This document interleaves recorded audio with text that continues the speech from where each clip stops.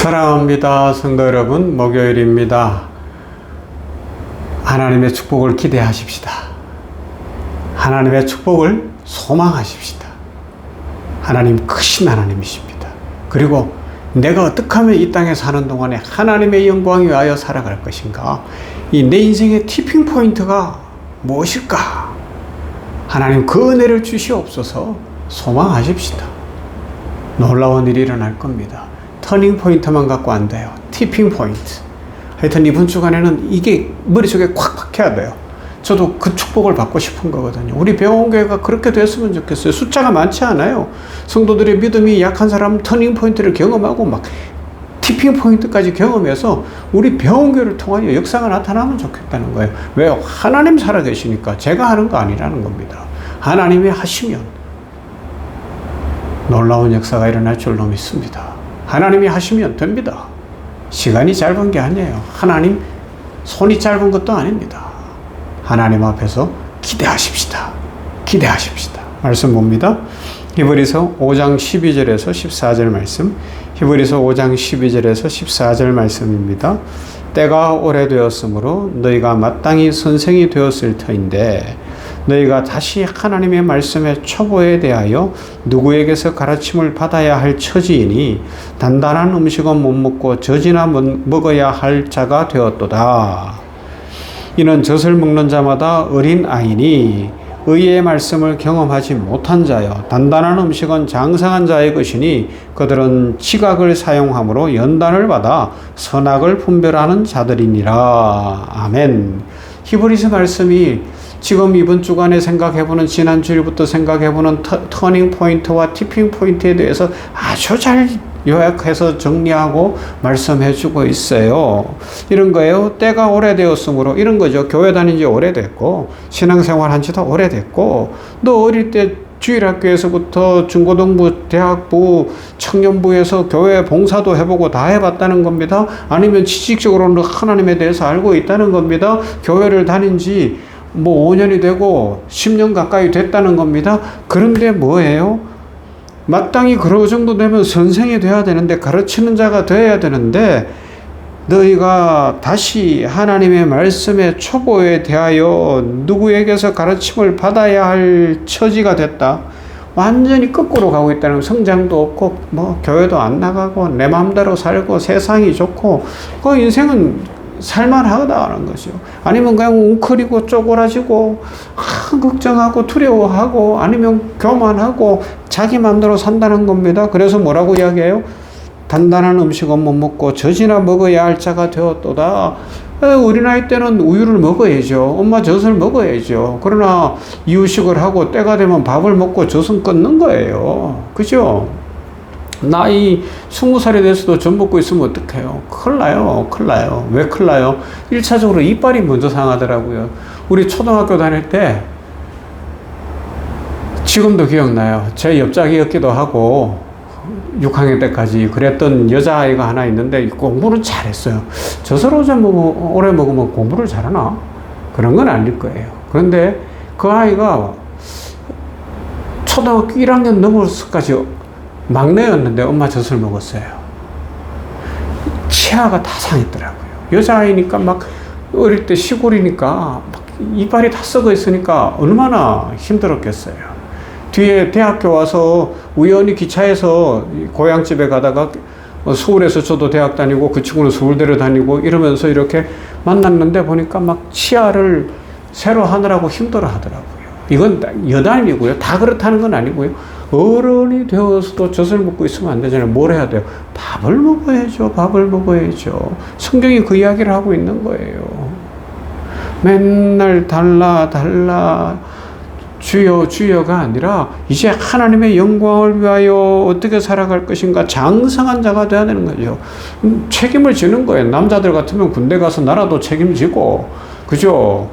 대학을 졸업하고 직장 생활하면서 가정도 이루어 가정도 책임지고 부모님께도 효도하고 그러면서 뭔가 책임지는 인생으로 교회에서도 집사가 되고 안수집사가 되고 권사도 되고 장로도 되고 또 어떤 이들은 선교사가 되기도 하고 목사가 되기도 하고 하면서 하나님의 영광을 위해 살아가는 존재로 바뀌어야 된다. 그 이야기를 하고 있는 겁니다. 하나님은 외모가 아니라 중심을 보신다는 거죠. 사람들은 판단할 때 겉모습을 보기 쉬워요.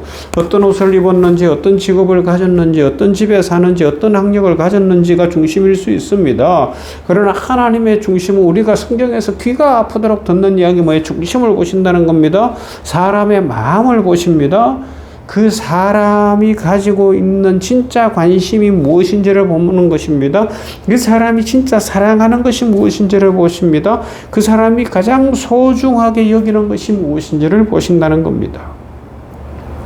그런데 하나님께서 우리들에게 보여주신 은혜 중에 또 하나가 우리의 마음을 알아볼 수 있는 창문이 있어요.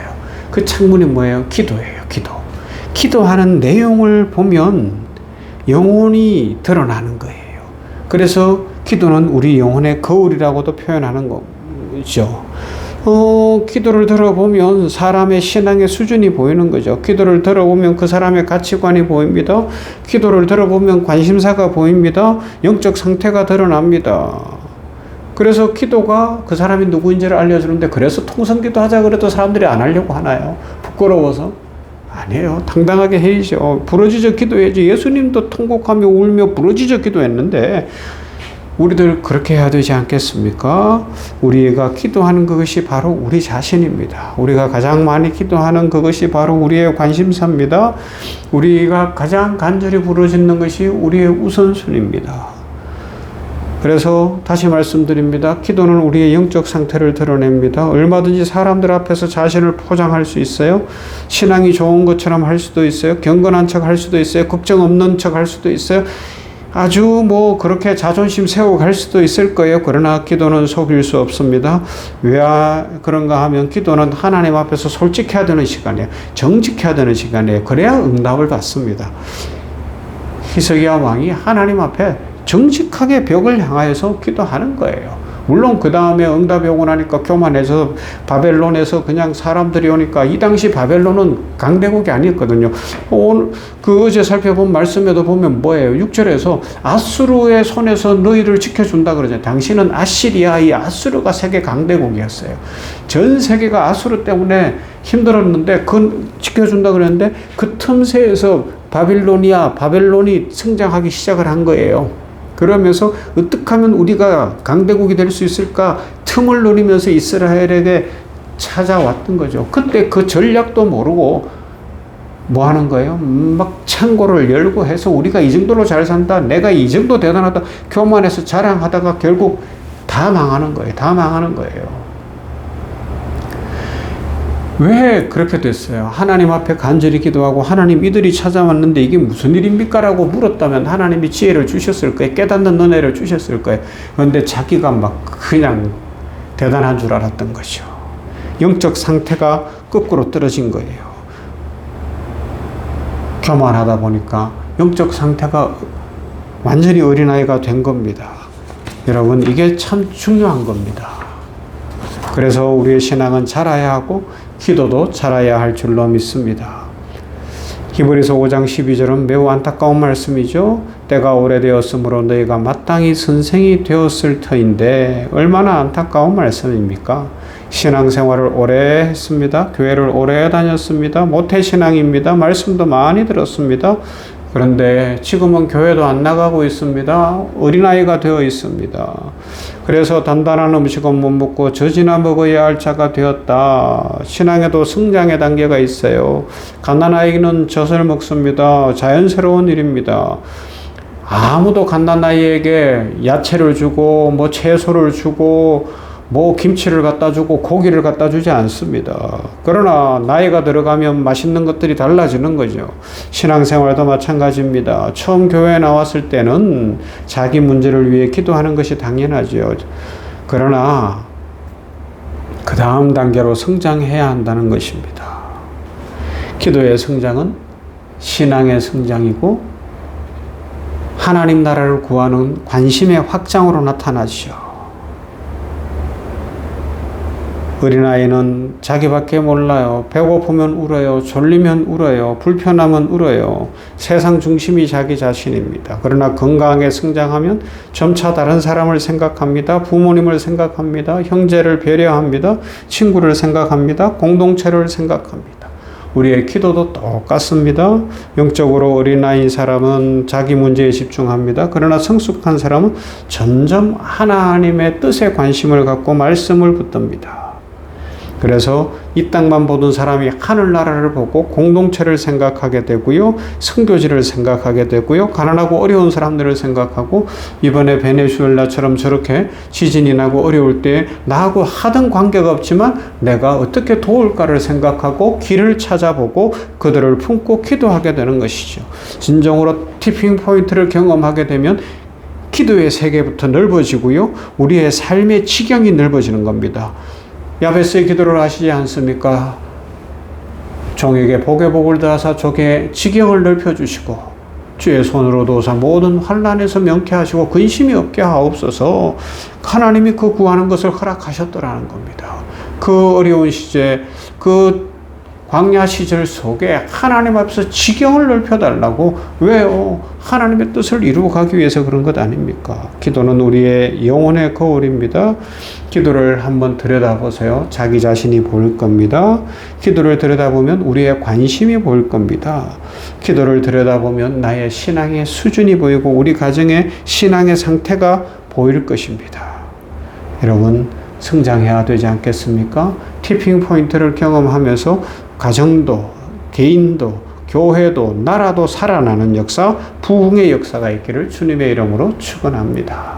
참 좋으신 아버지 하나님 감사합니다. 오늘은 히브리서 말씀 속에서 기도의 터닝 포인트와 티핑 포인트의 그 내용이 구체적으로 무엇인지를 생각합니다.